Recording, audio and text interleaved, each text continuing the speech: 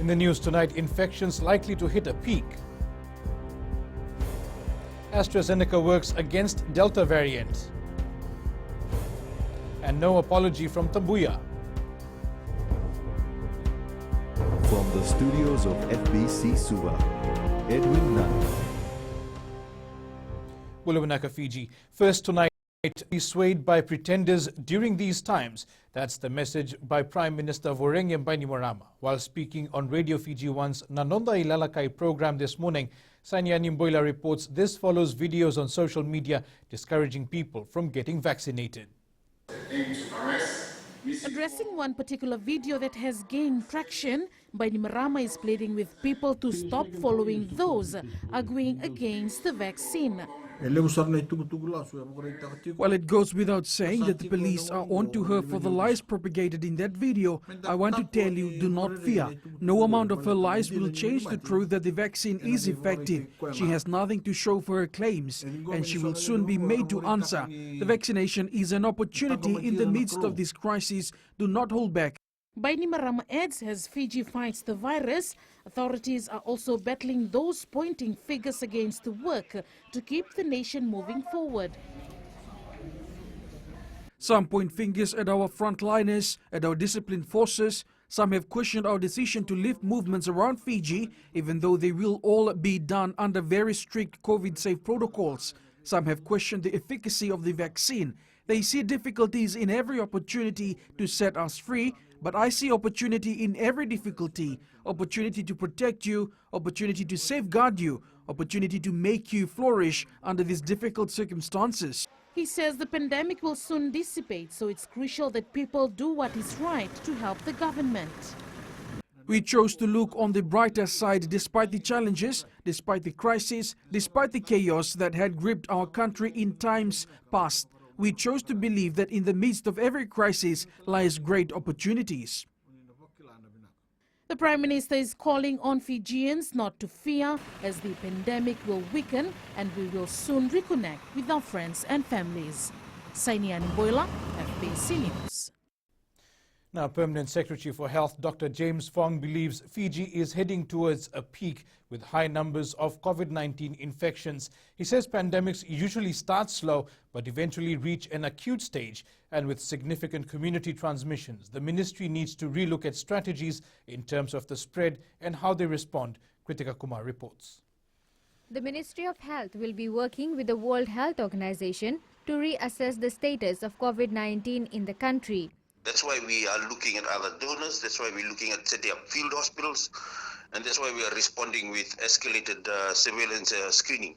The ministry is responding on the basis that the spread of the virus is escalating. I feel personally that we are going to start hitting the ascending phase of the acutely ascending phase of our epidemic, which is what happens in this type of pandemic. Eh?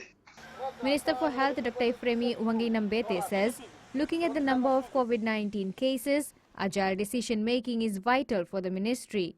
If you look at the pattern that is coming, we are seeing more cases that are really locally transmitted cases than they are community cases. And this gives us some relief. Though the clusters may, in terms of the numbers, may be big, but we must remember that these are within the clusters.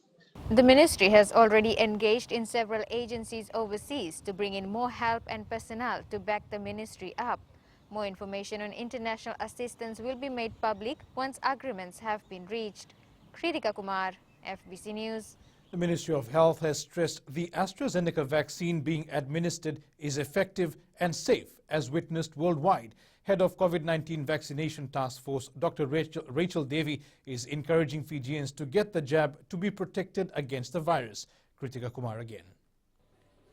The COVID-19 Vaccination Task Force head has assured Fijians that AstraZeneca vaccine is highly effective against the Delta variant, which is spreading in Fiji. With what we're seeing in India, it's not good news. It's really heartbreaking, but just knowing that the vaccines we have right now in the country is working against the variant we have, it's really good news for Fiji in that context. Yeah. Dr. Devi says the hesitancy among Fijians is low. but they still need to disregard misinformation about the vaccine. The only way we can protect individuals is by vaccinating them, and we know vaccines work. So, just an encouragement to all Fijian out there to get jabbed, because though obviously the consent is yours, but to get jabbed because we need you protected. Permanent Secretary for Health Dr. James Fong says these deliberate acts to discredit the vaccination is hindering their efforts of protecting Fijians. At the end of the day, the vaccine always protects against severe disease and death, which is what we want ultimately. Dr. Fong says all vaccines carry some risks, but adverse reactions are rare. Kritika Kumar, FBC News. More than 1,200 police officers are manning checkpoints around the country as the fight against COVID-19 continues. Speaking to FBC News, Acting Police Commissioner Rusiate Tundravu says this is to allow the Health Ministry to effectively coordinate its procedures and protocols to help eradicate the virus. Sainia Nimboila reports. It's now been over a year since police started manning curfew checkpoints, and with the second wave of the pandemic, they continue to be present to ensure everyone is safe. A very challenging task. There is a challenge of the leadership at this point in time, because police officers will get sick. There are other issues in relating to their health, welfare side of it. So we are trying our best from 1 year up until the last few months. We are trying our best. We were talking to the men every now and then to maintain that posture of our presence, the professionalism. Thousands of police personnel making sacrifices and risking their lives as frontliners are pleading with Fijians to make their work easier by staying at home. Please support our work and avoid unnecessary movement. Yes, we are doing 12-hour shift now. It's very interesting and I love my job. Please follow the health instruction. Remember, together we can. If we can cooperate and work together, I think we will go through this period. It's better for us to listen to the advice and support each other, or rather than disobeying the advisory, and then we'll continue to have positives among them. Over 3,000 policemen and women are part of the COVID-19 response team, with over 100 based in police stations for other duties. Sainiani Boila, FBC News. Social Democratic Liberal Party MP Linda Tambuya says she cannot apologize to the Republic of the Fiji military forces for her recent comments. Tambuya has made claims in Parliament that soldiers initially breached COVID-19 measures and Navy personnel breached protocols in the past 2 weeks. Tambuya adds this is not about blaming anybody, especially frontline workers. She says this is about being accountable to the public for breaches in protocol and plugging any gaps with a view to never repeating them. Up ahead, more manpower to monitor businesses. And FEMAT hospital moves to Suva.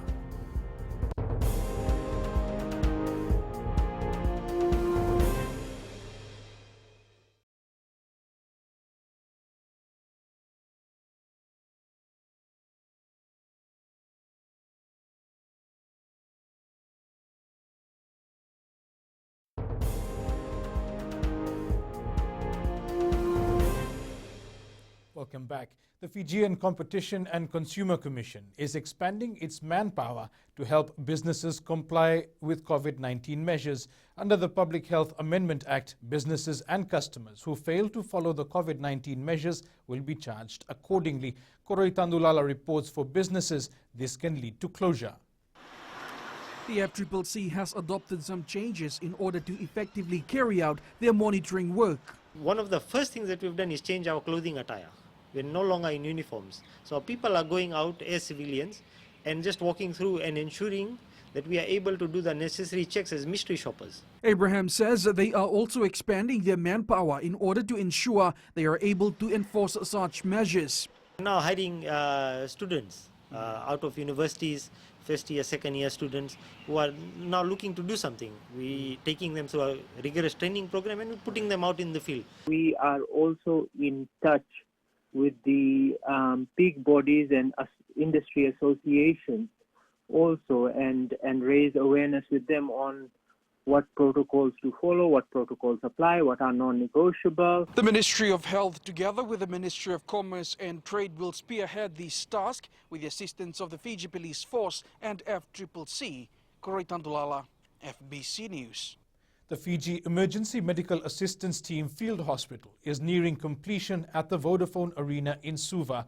Teams from various government agencies have been busy setting up facilities since Friday in order to have the site up and running as soon as possible. These facilities have been moved from the west, where FEMAT was covering for the closure of Lautoka Hospital. The field hospital will cater for non-COVID cases and other basic medical services which cannot be accessed at the Colonial War Memorial Hospital. Parts of CWM Hospital are closed due to cases of COVID-19 from within. Chief Medical Advisor Dr. Chemesa Tundravu had earlier confirmed that the FEMAT Field Hospital will ensure that Fijians aren't deprived of medical assistance.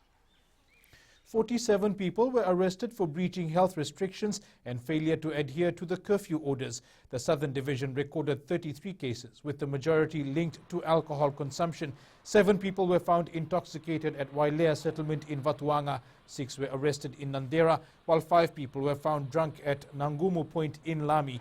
2 men in their 20s were found drunk at Tadiroa, while 3 men were arrested at Joe's Farm area in Doloi Suva for being intoxicated. Other cases of intoxication were recorded at Samambula, while 3 men were found loitering during curfew hours. 3 cases of kava consumption were recorded at Narere. 18 people were arrested in the Western Division and 11 in the Eastern Division. Agricultural land used for sugarcane farming has become highly sought out by people and businesses who want to use it for other purposes.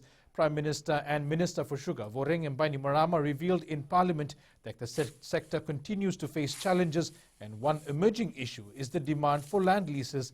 He adds while the government agencies involved in the sugar industry are consulted, they have no say in the final decision. There is rising demand on agricultural land due to competing need for developments, including industrial, residential, and other commercial purposes. As per industry records, 10 requests for rezoning of agricultural sugarcane land are made every week on average. Women are constantly breaking barriers and pushing past stereotypes to become influential figures in male-dominated fields. In our Successful Fijian tonight, we feature a young Vanuatu lass who joined the Royal Australian Navy as a communications information system sailor in 2015 at the age of 23. Koroi Tandulala with this story.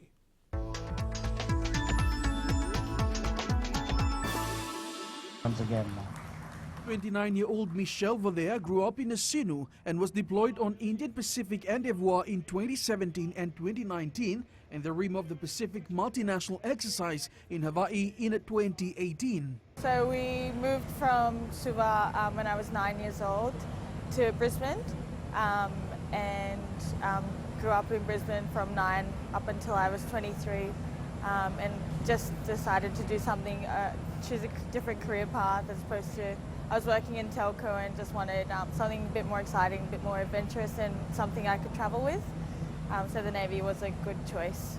Vadea says since the pandemic in late 2019, she wasn't able to visit her relatives in Fiji. However, she was able to return to the country earlier this year through ADF. Yeah, it's a very rewarding experience. Like never in my life did I think that I would be coming here to do this and just to be called upon to be able to come and help fellow brothers and sisters of Fiji has been a great opportunity and a very, very rewarding experience, definitely. Vadea, who is a leading seaman, was deployed as part of the Operation Bushfire Assist in 2019 and 2020.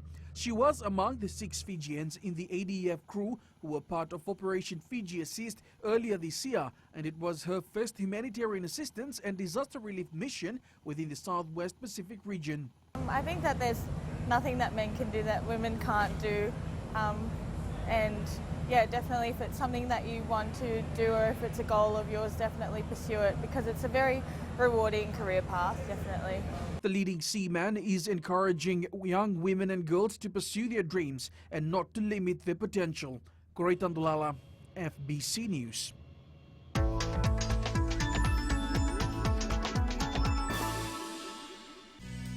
In sports, Semi Randrandra continues impressive form. And mental challenges for football officials. This and more coming up after the break.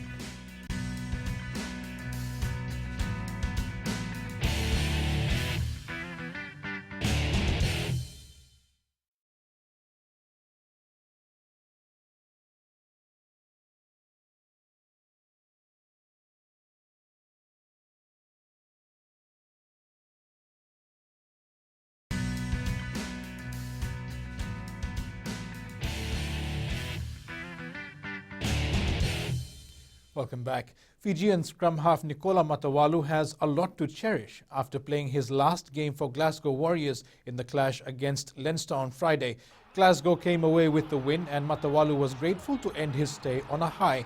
Speaking on the whistle before the clash, the Ra native says it was a special 9 years since joining the Scottish side in 2012. He says the highlight of his career with Glasgow was winning the Pro 12 trophy in 2015.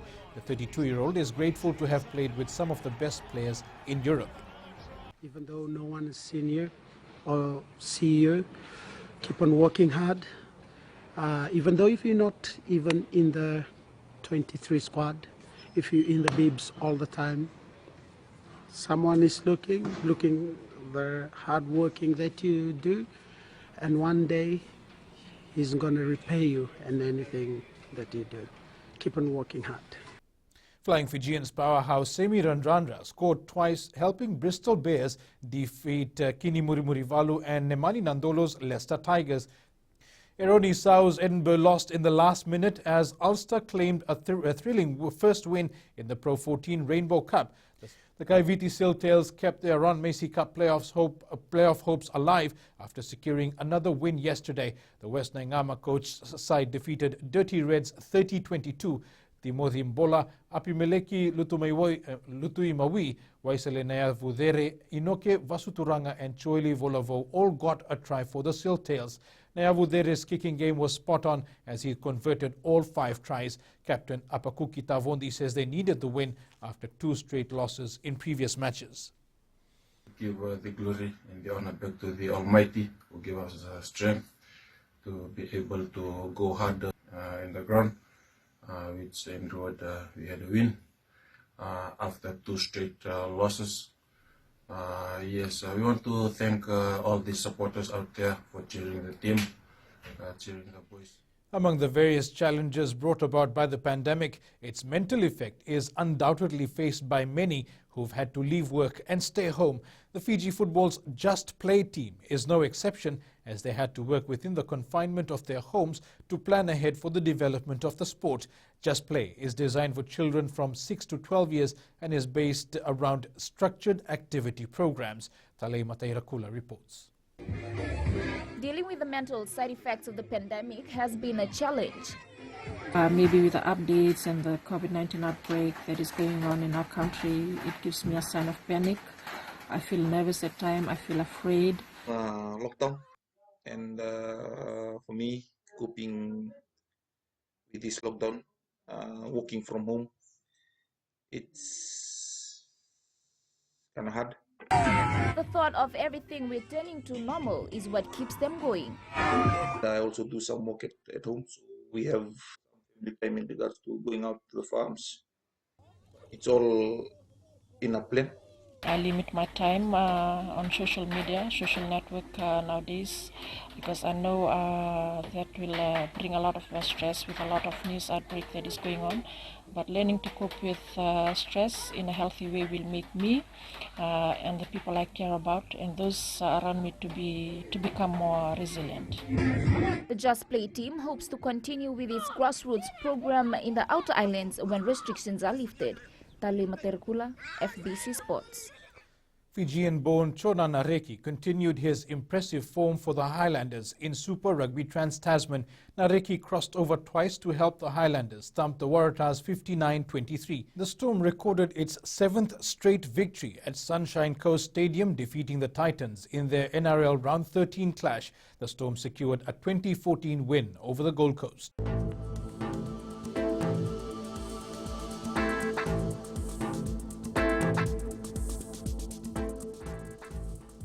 Mainly cloudy weather throughout most parts of the country today with some showers.